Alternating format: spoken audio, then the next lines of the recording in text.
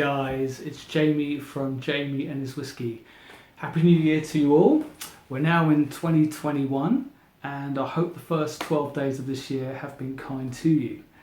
I thought I would start off the year by reviewing a single malt that's recently become a new favourite of mine. It's a peated single malt from the Isle of Mull called Whisky-Ledaig 10. It's the smoky version of the Tobermory 10-year-old from the Tobermory distillery on the Isle of Mull.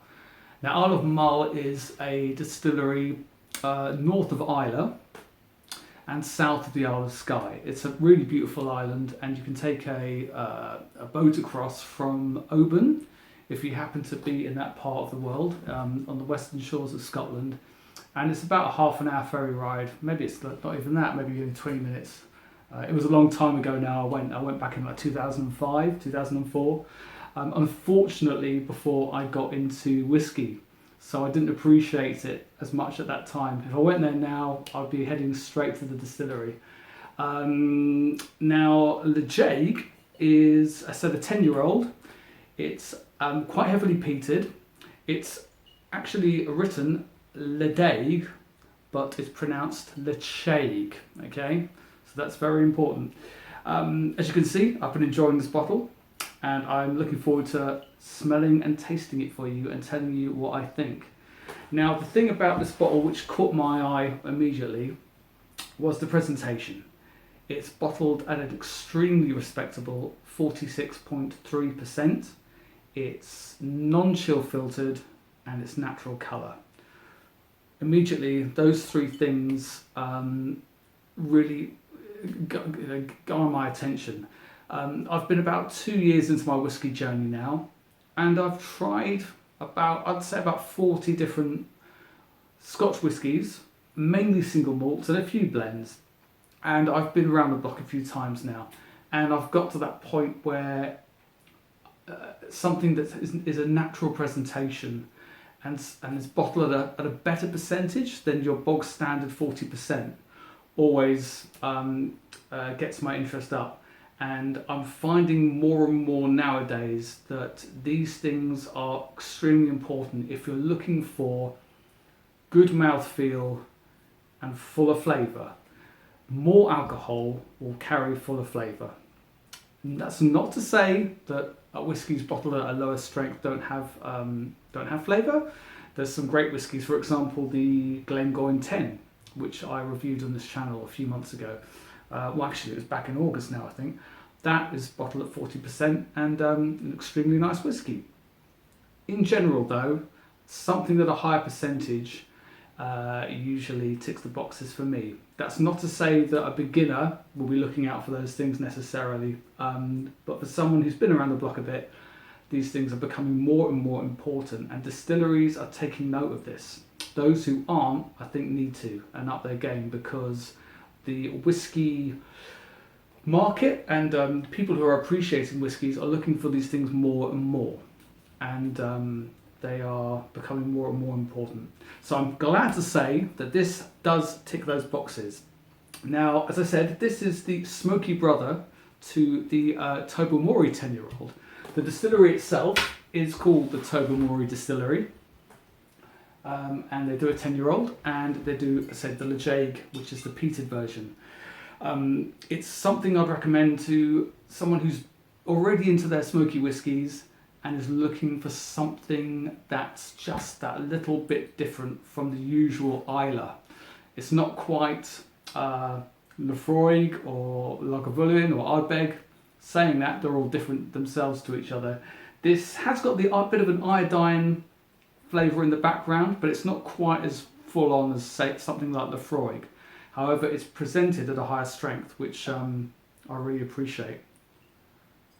So, to start with, the peat really jumps out at you. Now, I've had this bottle open for about 6 weeks now, maybe 2 months. When you first open a bottle, especially of peated whiskey, the first thing you'll notice is the smoke hits you, especially a fresh bottle.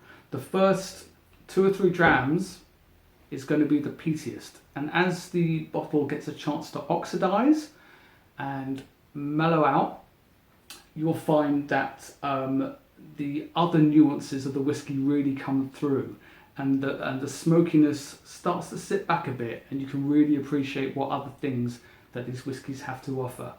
So when I first opened it, I was like impressed by how smoky it was. Now the feel level's gone down, the sweetness has come out more, and it's a far more balanced whiskey. Saying that, there's nothing wrong with a good bit of peat smoke in my opinion. So let's get to nosing it. Yeah, right off the bat you get this beautiful marine quality along with the smoke, and you get this lovely vanilla fruity sweetness coming up, and sea air and seashells and a coastal marine flavour. Yeah, it's really nice and quite unique.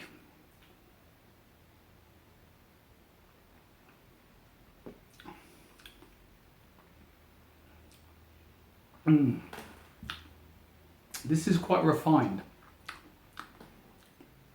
Yeah, it does have that iodine TCP note to it, but along with it, it also shares a little bit in common with Lagavulin 16 in the sense that you do get this smoked meat note to the taste, and that smoke just stays with you throughout. Perfectly balanced, really well balanced with this seashore, salty especially, note, which really comes through at the end. As this whiskey fades away and you're left with this finish, you're left with this lovely minerality to it. That's what I would say. It's extremely, imagine licking a pebble on a beach, and you get that coastal saltiness to it. There's some pepper, black pepper, some lovely spice, and the thing that impresses me most about this is the mouthfeel. What you tend to find with whiskies that haven't been tampered with too much, and they haven't been chill filtered, they've been left as natural as possible, which this one has, you'll find that the mouthfeel will always be more substantial. It's extremely satisfying. As soon as it touches your tongue, you think, yes, this is a whiskey that's got heft and integrity. I'll try one more. This is gorgeous.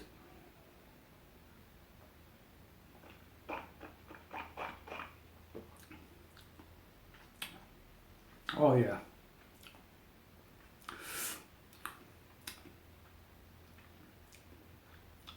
The peat for some people who are not used to peat, I think will be too much to start with. This is one for someone who's dabbled in peat a bit. Maybe they've had possibly a Talisker or a Bowmore. This is the next level up before you get to those really strong Islers like Ardbeg or Lagavulin. This is somewhere in between. On a scale of like 1 to 10, where 10 is the peatiest, I would say this is a strong 7.5, verging on an 8. But what I love about this, it's so well balanced. If you like fruit, there's some vanilla there, but you like something that's got some spice, some peppery spice in the background, and a coastal minerality, you can't go wrong with this. There's also that hint of citrus lemon in the background that you tend to get with these type of malts. And yeah, it's just really, really interesting. I love it. Now, when it comes to the water aspect, I have added water to this when I drink it. I haven't actually got any water on me at the moment. I forgot to get some before filming this. But I have added water to it before. This is a whiskey that, as far as I'm concerned, doesn't really need it.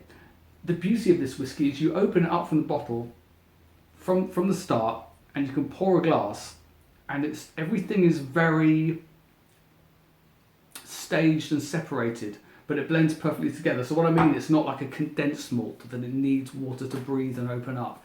Everything is here from the start. When I do add water, it changes it somewhat, depending on what level the spirit of the bottle is. So you can experiment with that. But I would say with something like this, try it first neat and see how you get on, and then, you know, experiment with the water. It doesn't need a whole lot to open it up. I wouldn't say you need it too much, unless you're looking to, this is too strong for you and you want to water it down. But to be fair, you wouldn't buy a whiskey like this if you don't want to get a good, full, rich, peaty, smoky experience. Yeah, any Isle fans out there that want to try something different, I would highly recommend this. It is a real new favourite of mine. This is the second bottle I've bought in 4 months. I will be buying another one as soon as I finish this. And I would strongly recommend it. Now, in terms of marks out of 100, I would give this a comfortable, I would give this a strong 89 out of 100, possibly a 90. But I won't blow my load. I'll say 89 for now and keep it like that. But this is one of my favourite whiskies, and in terms of peated whiskies, this is my go-to right now, along with the Ardbeg 10-year-old and the Ardbeg Ugadar, which I'll be reviewing soon as well. I will do another video on this because it's an important subject, I think, which people who've maybe been around the block a little and want to try more whiskies and experiment with different whiskies. As I said at the beginning of the video, the mouthfeel and the bottling strength are so important. This is why I'm preferring this to my old favourite Laphroaig 10, because the mouthfeel and the integrity of the product are really hitting the spot. And this is another reason why I highly, highly, highly recommend this whiskey to you. So anyway, thank you so much for watching. I'll be back soon because I will get my camera and I will show you my whiskey collection for the last 8 months. Some of these are reviewed already on my channel and some I haven't reviewed yet, but I'm going to be reviewing soon. Apologies for the camera work, but I will just show you my collection, and I'm going to do a video, a quick rundown of a lot of these. I'm going to do like a top 20, or a top 10 I should say, sorry, and I'm going to go through the whiskies that I've already reviewed and just do a really, really quick rundown again. Now I've had a chance to reflect on them. So here we go, right? Right. Glen Scotia, we've got the Arran, Ben Romack, Lagavulin 16, Laphroaig Quarter Cask, the Glengoyne 10, the Jura 10, another Ledaig, Glenmorangie, another Glengoyne, Laphroaig 10, Glenallachie, Glengarry, another Ledaig, the Peat Monster, Ben Riach, Annoch 12, Deanston, and finally the Glendronach. There you go. That's quite a collection already. I'm quite proud of myself. Anyway, thanks so much for tuning in, guys. I'll be back really shortly with another video and also another review. I haven't decided which one I'm going to review next, but I will do very shortly, and I'll be back in the next week or so with another one. Take care, guys. All the best. Have a lovely rest of your week. Take care of one another and see you soon. This is Jamie and his whiskey signing out. Bye-bye.